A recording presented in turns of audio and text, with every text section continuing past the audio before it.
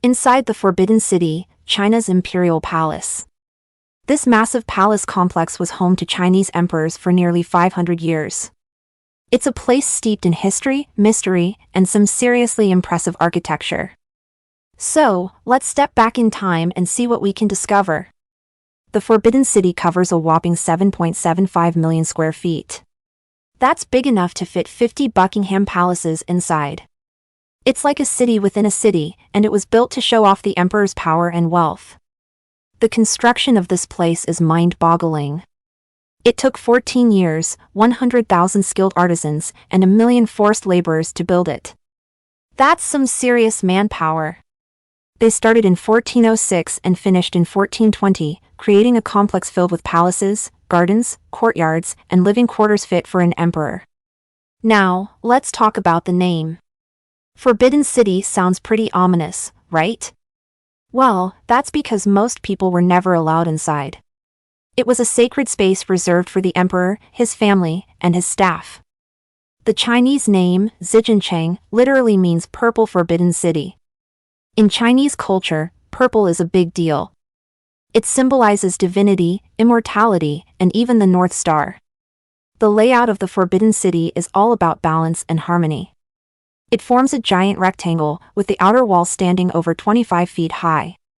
And get this, it's surrounded by a moat filled with water from an artificial river called the Golden River. Talk about a fancy security system. Inside, the complex follows the principles of feng shui. It's aligned north-south and is perfectly symmetrical. The Chinese believed this design would promote positive energy and balance in the universe. And here's a fun fact, tradition says there are 9,999.5 rooms in the Forbidden City. Why the half room? Because only the celestial Lord of Heaven could have a perfect 10,000. At the very center of the Forbidden City stands the Hall of Supreme Harmony. This is where the Emperor's main throne, the Dragon Throne, was located. By placing it at the heart of the complex, the Emperor became the center of the universe, the focus of all social and natural order.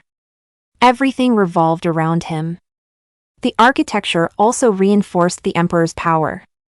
He always stood inside a gateway or in an elevated room, looking down at his subjects in the courtyards below. It was a clear message, the Emperor was in charge.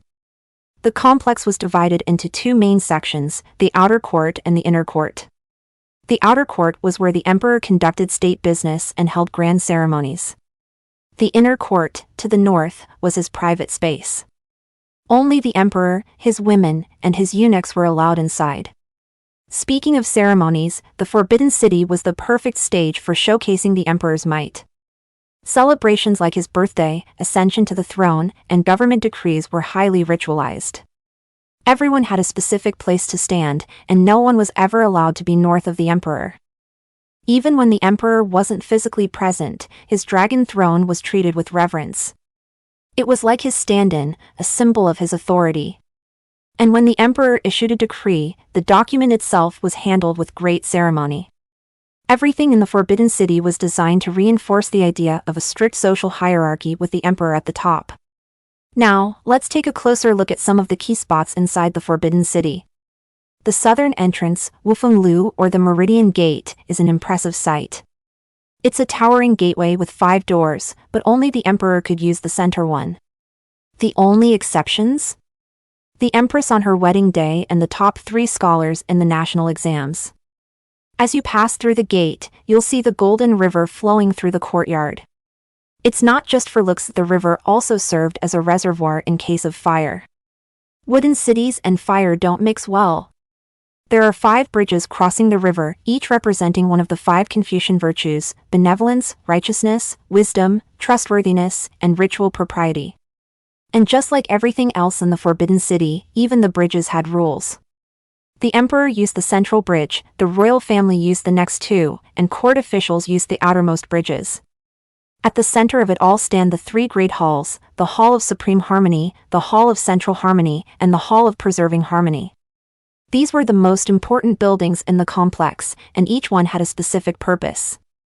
The Hall of Supreme Harmony was the big one, home to the Dragon Throne. This is where the emperor held court, celebrated weddings, and ascended to the throne. The throne itself is a work of art, covered in dragons and precious stones. When the emperor sat on the dragon throne wearing his dragon robes, he was the ultimate symbol of power and authority.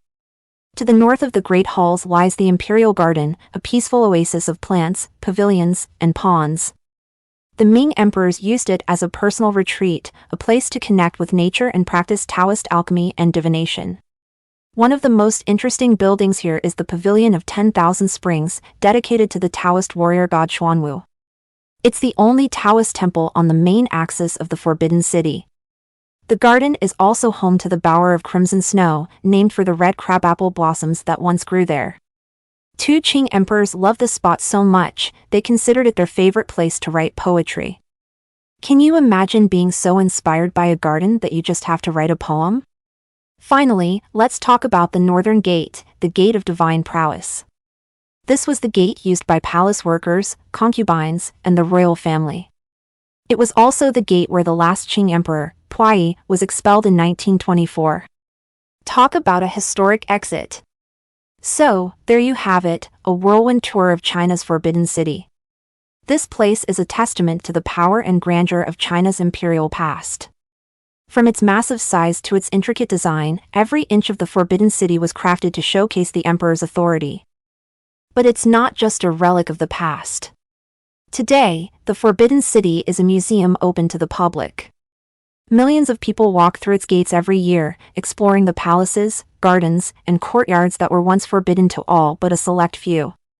The Forbidden City is a reminder of China's rich history and cultural heritage.